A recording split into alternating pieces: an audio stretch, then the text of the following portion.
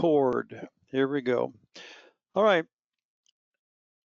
I deliberately chose this visual because the excuse me, root word for manipulation is connected to health or therapy treatment, and it's specifically connected to the hands, like you see here in this picture of pottery.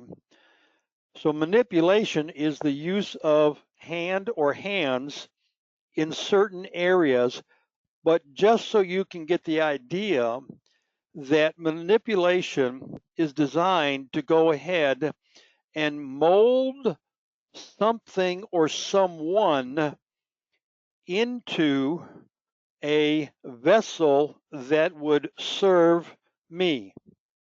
And we'll elaborate this and expand on this as we go along. Now, it has various applications.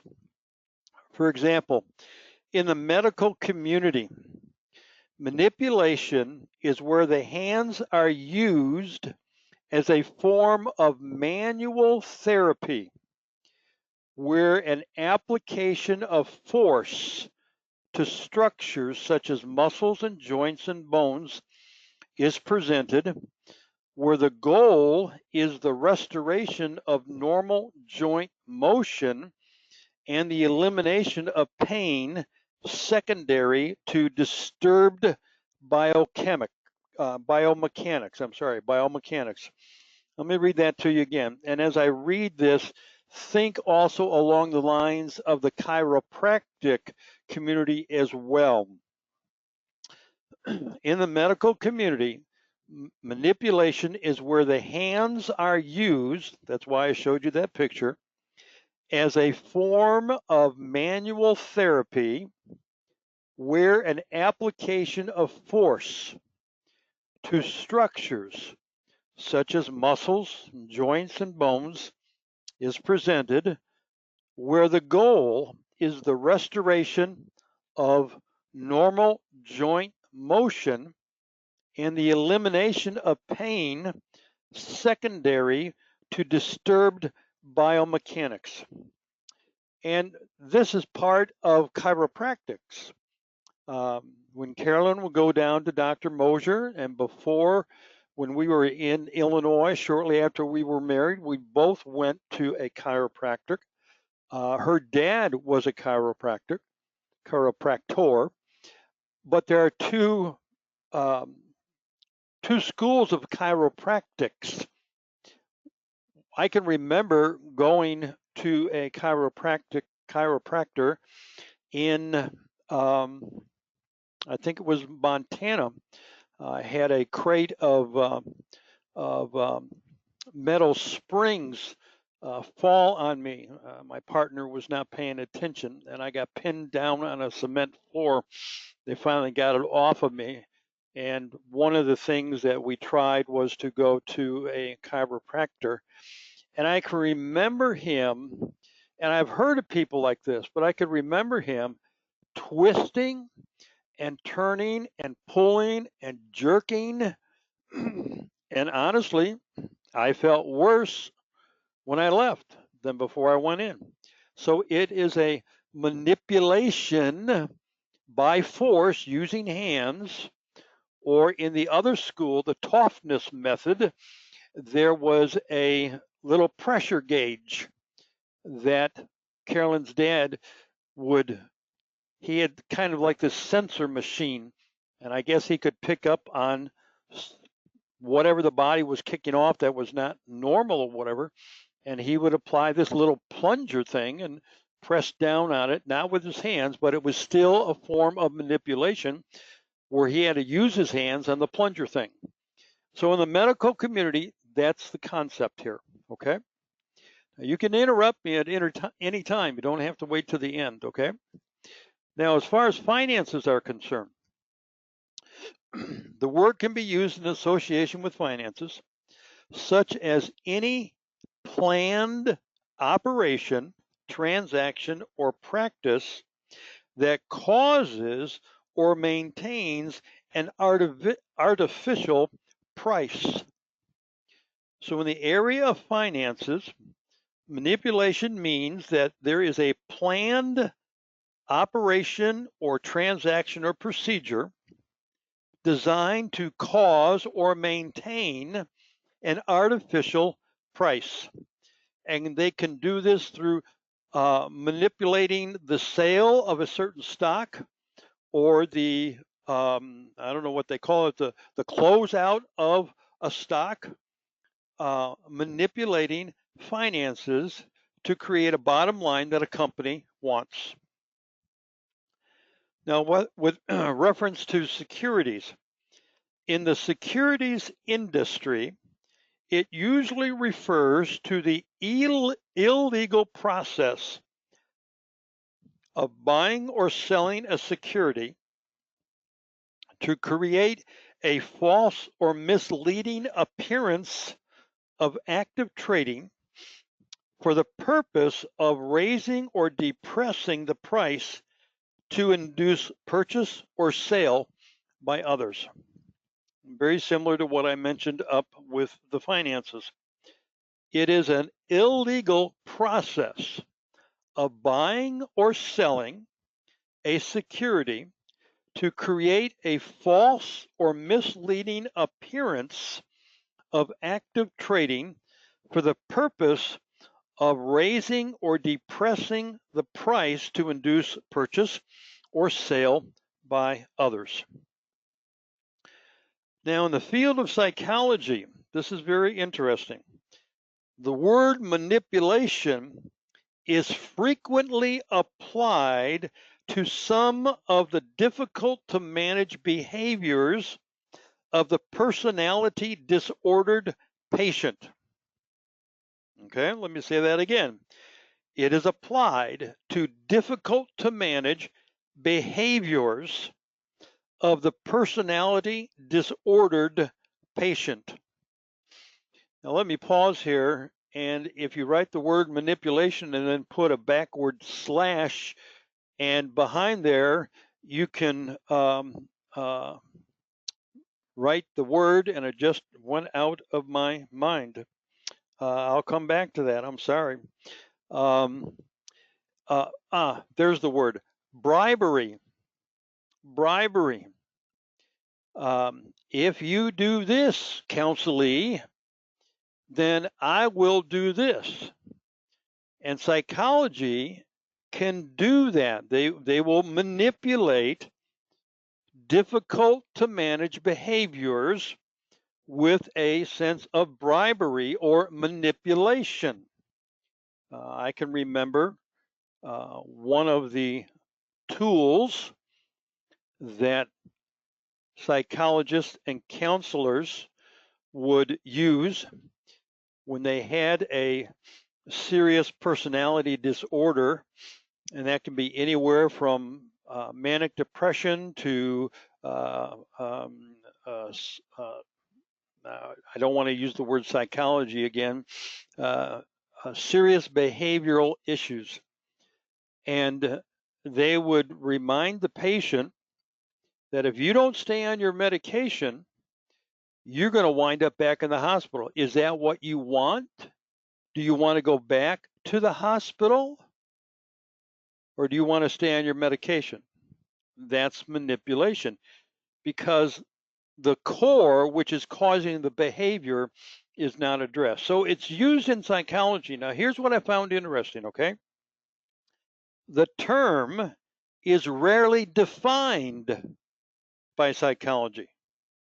You know, the medical community, the chiropractic community, the financial community, the securities community, they have definitions for it. But in the area of psychology and counseling, they do it, but they can't define it.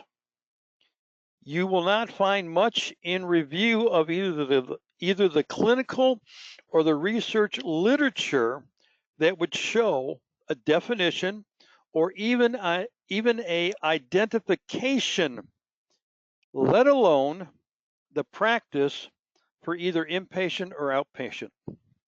And I found that interesting. In many of the different areas that I researched, psychology lacked a definition that is clear. as I have given to you in these other areas. Now, let me ask you a question. Did you catch the words that I used, such as force, planned, causes, maintains, create, mislead, appearance, behaviors? I deliberately tried to emphasize those words, and the reason I did that was to show the relationship between direction to outcome and purpose to goal. A manipulator wants an outcome, and they will choose a direction, some type of manipulative direction, to reach the outcome, to reach the goal. That's their purpose. Let me state it this way. Manipulation is a specific tool used to achieve a specific goal. That's about as simple as I can boil it down for you. But I believe this is a good definition that would be applied to any area of science or finances, especially in the area of counseling and psychology. In some fields, manipulation is permissible because it's for the health and the welfare of the patient, such as medicine or chiropractics. But in the other areas that we talked about, it is harmful and destructive. And we need to try to wrap our heads around that as we develop this from a biblical point of view. I want to give you a quote from Dr. J. Adams. He was in the backside of the bulletin. He was my mentor for well over 40 years. Very wonderful, stalwart man of the scriptures. And in one of the books he wrote, The Practical Encyclopedia of Christian Counseling, he writes this about manipulation and the counselor. Quote, Christian counselors refuse to manipulate counselees, which imply that an element of deceit about goals and methods is used in the process. A Christian counselor, and you need to understand, let me develop this for a minute, okay? You've heard me kind of talk against Christian counselors. I'm not a Christian counselor, I'm a biblical counselor. Well, Rick, here you're quoting from your mentor who says Christian counselors. You have to understand, back in Jay's day, there were only two schools of counseling. I don't like that word. There were only two approaches to counseling. One was the secular approach. That was made famous by all of those people that you probably studied in college. Freud, Skinner, Rogers, Maslow, and even some of the Christians who became very popularized, like Dobson and the guy who is very God loves you and has a wonderful plan for your life. He had the Crystal Cathedral out in California. He was a Christian counselor. And what I mean by that is the Christians back in Jay's day couldn't figure out why they were not able to help people. And then they began to see that some of the secular counseling approach appeared to be beneficial. And so they adopted those areas and developed what is known as Christian counseling. Well, there was only one of two camps. And so when you read in some of Adam's book about Christian counseling, basically what he's saying is, I'm not a secular counselor. However, because of things developing and evolving over the decades, Christian counseling is the other side of the counseling coin with secular counseling.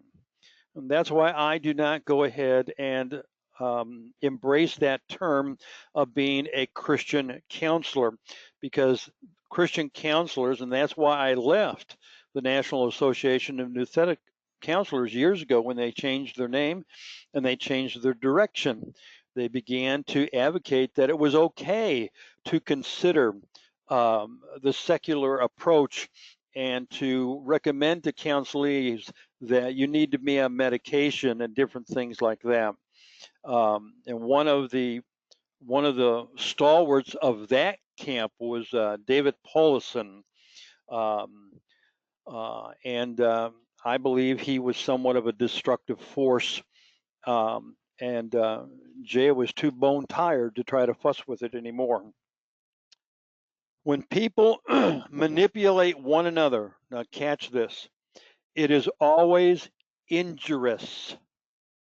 When people manipulate one another, it is always injurious. It's always going to be harmful.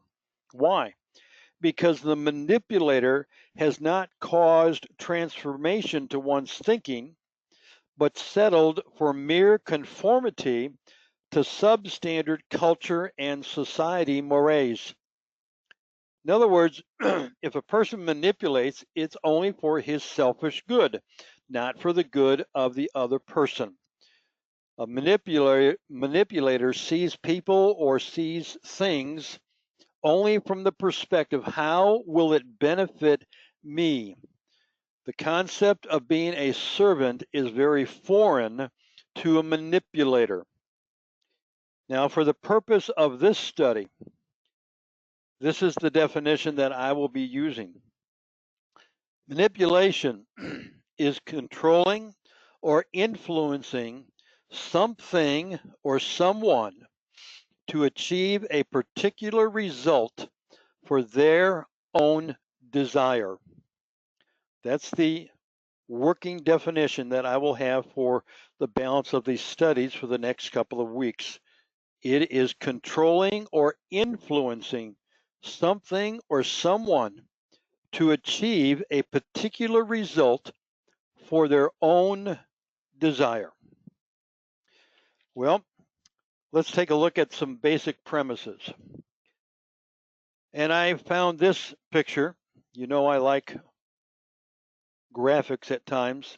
And this is I think this is a good picture of a manipulator. What is this picture portraying? This person wants somebody else to look like him. A manipulator wants you to do for him. Again, it is egocentric. It is meism.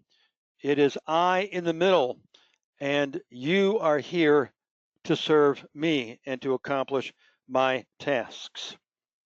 And people can use emotions to manipulate.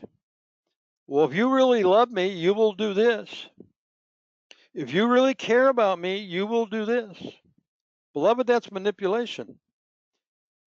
Carolyn tells me she went down for her father, who was dying of prostate cancer. And she spent a week down there. And during that time, it was kind of like a hospice deal. And he met with all of the available children. They had 3 daughters. And my wife came back, and somewhere along the line, she told me that his name was Ted. Her father had told the youngest daughter, Joyce, who has had breast cancer and had had both of her breasts removed, told Joyce, you need to promise me that you'll lose weight. And here he is on his deathbed dying. You need to promise me that you lose weight. You see, Ted had a problem with fat people. He didn't like fat people. I don't know what his motivation was. He was a little bit chunky himself, but he made her swear that she would not lose weight, and here he is on his deathbed. Beloved, that's manipulation. That's manipulation. Now let's take a look at some of the basics here, okay? Everyone has the propensity to manipulate. Every one of you listening tonight, and everybody who might listen to this later on down the road, We all, including your pastor, has the propensity to manipulate. Whether I'm a saint or a sinner, I have this propensity. I have this bent. I have this leaning towards. If we desire something badly enough, our human nature, our sinful human nature will search out ways to control people, to control circumstances, and to control events to achieve my desired end. It's not for the good of other people. It's not for the good of the organization. It's for me. We all have this propensity to manipulate. Second of all, manipulators are impatient. They are impatient. And I think part of their being impatient is because they are short-sighted. They long for immediate gratification. A manipulator cannot see months or years down the road. They could not live that way. It's immediate gratification. And how do I gratify my desires now? What do I have to do now? Waiting on God for a manipulator is very difficult for them. They will make rash decisions fueled by sinful emotions. That's what a manipulator does. You heard the story of a little boy who was looking at a cocoon.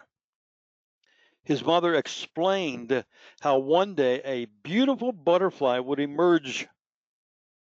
Well, the mother went to look for her scissors, you know the rest of the story, and found her son holding the scissors, crying.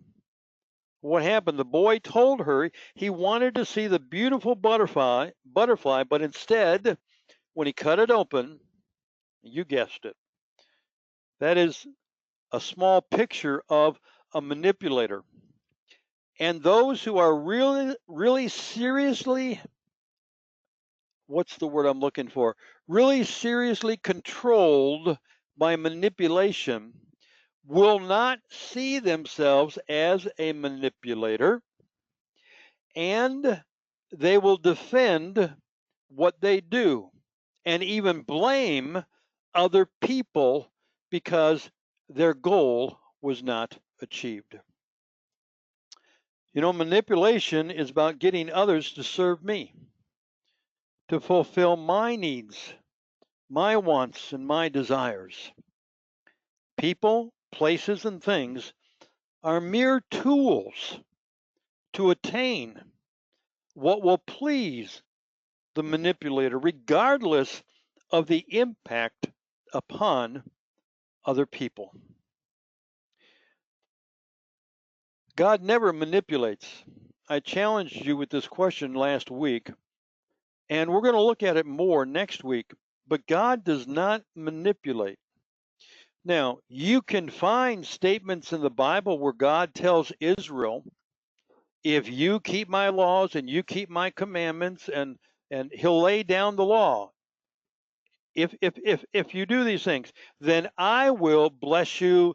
None of the plagues will come upon you from Egypt, etc.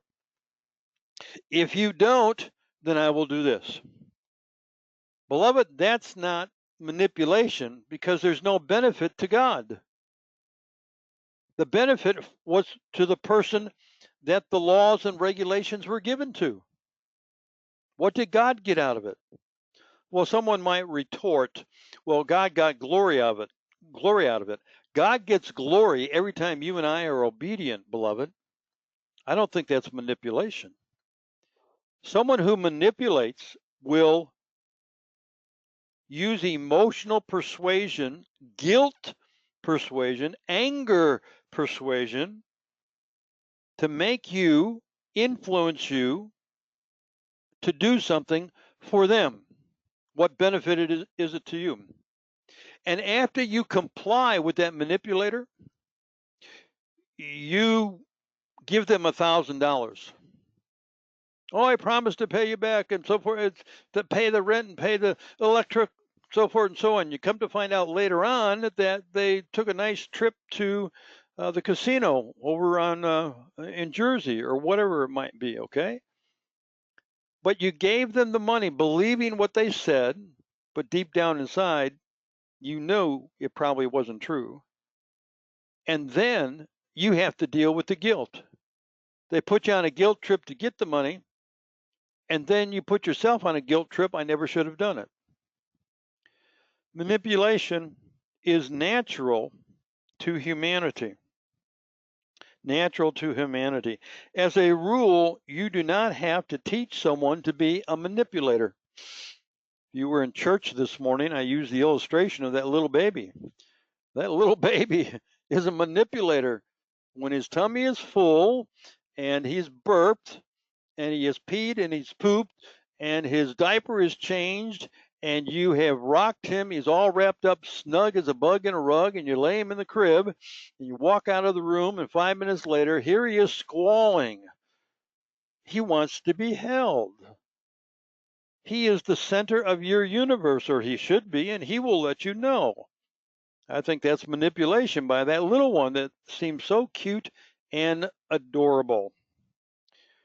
You know, the cycle of manipulation is perpetuated from generation to generation unless the root is removed. Why is that? Because one generation shows another generation how to manipulate through their lives and their behavior. That's how manipulation moves from generation to generation. It is demonstrated to the younger generation, and the younger generation sees how that adult gets what they want and how they go about getting it without any consequences, and they'll repeat it in the second generation. Now, may I suggest to you that parents model before their children how to get something they deserve without saying a word? Parents manipulate children. Children manipulate parents. Spouses manipulate each other. Employers manipulate employees. Ad infinitum, and go on and on and on. And what we can conclude by this area, that manipulation is natural to humanity and can be perpetuated from generation to generation. There's a word in counseling, and it's called preconditioning. Preconditioning. It is a learned behavior that was observed by a person in authority or somebody that the person respects. Let me give you an example.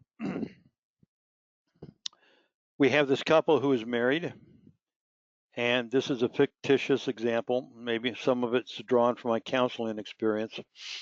And the husband works hard, but he has developed this mentality: I deserve to relax without any pressure. I do not want to come home and hear about your rotten day with the kids and they disobeyed you and supper's not on the table, hot and cold, hot, ready to eat, and the laundry's not done, and you're just complaining all the time. And when I come home, I'm tired. I've worked 10 and a half, 11 hours on my feet in this factory recapping tires, and the temperature there is well over 90 degrees, and they have no air conditioning, let alone a floor fan. I'm tired of this complaining. So what does the husband do? Because he has this right in his mind, he will go out and he will spend the paycheck on drinking. And when he comes home, there's another fight about where's the money? How are we going to pay the rent? I don't have money for food, so forth and so on. And the little boogers are watching mom and dad fight. and nothing is ever resolved. And next week, guess what? There it is again. And the next week, and the next week, and the next week, and the next week. What do you think that little booger is going to do when he grows up? He saw his daddy get out of the consequences. He saw his daddy get what he wanted to get. You think that little boy just might duplicate the same behavior? And my suggestion to you is, yes, I believe he would. That is known as preconditioning. Preconditioning. And perhaps there are areas in your life, and maybe you've identified them already, and I hope you have, and maybe you have addressed them, where you have seen something in your family structure, and you saw yourself repeating it in a current relationship, and you wonder, where in the world did that come from? And then you stop and think about it. Oh my goodness, I saw mom do that to dad. Or I saw dad do that to mom. Or I saw the matriarch grandma do that to my mother and to my mother's sisters. And I'm acting just like that. It's called preconditioning. Now listen to me. Preconditioning is not a curse. It is not something it's not something you have to live with for the rest of your life. If preconditioning is a learned behavior, which it is, you can unlearn it. You can unlearn it. You have to learn to identify it. You have to identify it as sinful. And then you need to put on the biblical replacement. You've heard me say this a couple of times.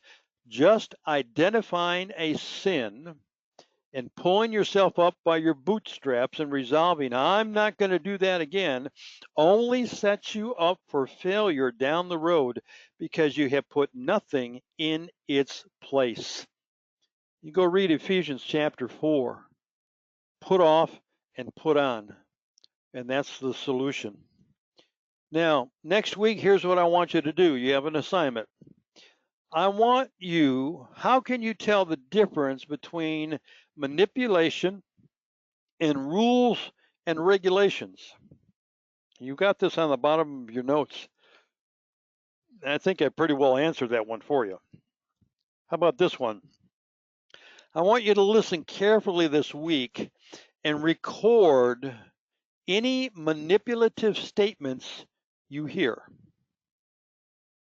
Whether it's on the news, whether it's with a friend, whether it's with your partner, grandchildren, somebody down at the store, listen carefully this week and record any statements you hear that are manipulative. And then next week when we get together, we'll talk about this a little bit, but then we are going to begin to explore manipulative statements. I've got about 10 here that I hear often. And then we are going to talk about the methods that people use to manipulate. Did you realize there's about 12 or 15 different manipulative approaches? No, you did not know that. And I want to share that information with you that I have discovered, and I will have these in your notes. All right, any thoughts from great readers? See, I stopped asking you if this is clear as mud. Any thoughts from any great readers? Any questions? Pastor? Yes, who's this? Could you give me the fill in the blanks for number 1? Fill in the blank for number 1. You mean manipulation? The medical community? Yeah, above that, you have manipulation is most often used in connection with blank or blank. The root word refers to the blank or blank. Okay. The word manipulation is in connection with health or with therapy. The root word refers to the hand or the hands. Okay, I did get it. Did that fill in the blank? Health or what? Therapy. Therapy. Yep, got it. Okay, very good. All right. Anybody else?